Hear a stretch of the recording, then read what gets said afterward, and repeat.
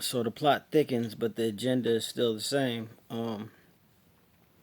So just like the echo of the slap or assault around the world, as if it was some sort of confidence builder, you still don't believe what you see. You still, don't believe what they say. You want to say that it's some type of accident or coincidence or compulsive reaction,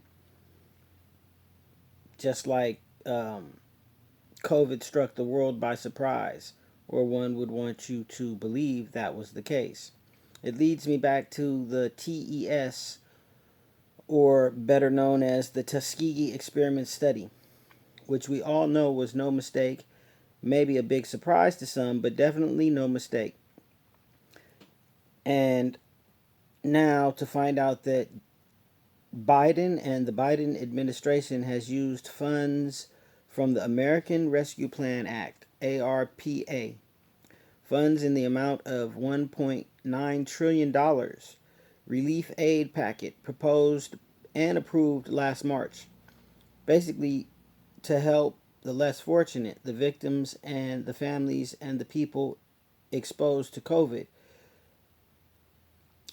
to basically aid and help them recover from the chaos and um, you know dilemma of basic disease and the catastrophic damage that it caused. You know what I mean?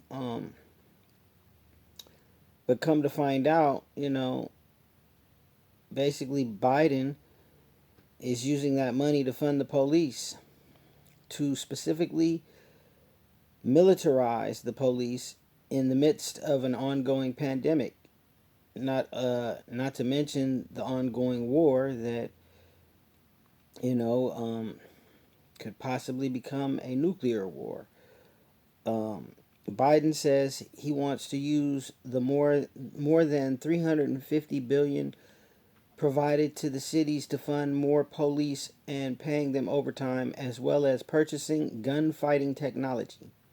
My question is, why would you need to purchase gunfighting technology for the American people?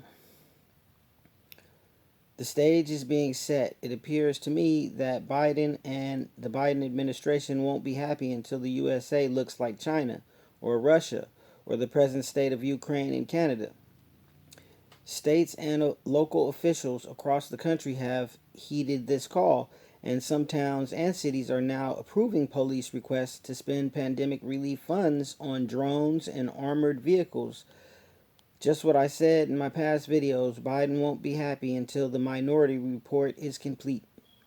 Not to mention all of the covered up crimes committed by himself as well as his family, his administration, not to mention as well as all the past presidents and their families and administrations, and all the crooked presidents, you know. So the agenda reveals itself. Money raised for people allocated to the police instead of the people.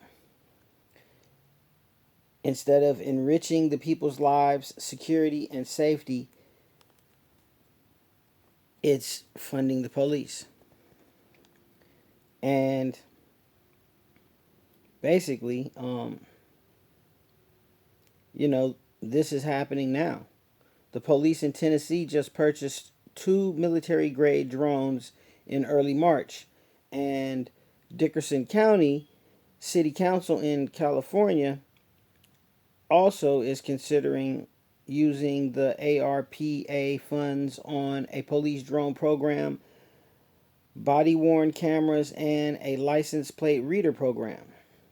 Franklin County Sheriff's Department in Missouri spent $334,715 of its $2.6 million allotment on a Lenco Bearcat armored vehicle to replace a mine resistant 60,000-pound armored personal carrier that the country received previously. Butler County, Pennsylvania, bought a $330,000 Gurkha armored vehicle, and the Hancock County Board of Commissioners in Ohio approved the purchase of a Bearcat armored vehicle with the ARPA funds at the price tag of around $250,000 earlier this month. Just implementing more control over the people, spying on the population, accessing individuals' data, and basically a visible presence of oppression and oppressing the people. As you see, like I said, government has no more than enough funding to change the condition of today's world we live in, but the choice of padding their pockets and keeping the oppressed is the only purpose that they are set out to serve. State corporate State corporate power is preparing massive militarized forces for the ultimate population control, martial law, supported by your slave labor and your tax dollars that are allocated for the people, but basically are stolen by the government for their own ulterior motives and agendas, for the power, the money, population control, and to continually pad their pocket to stay in power. When does it end?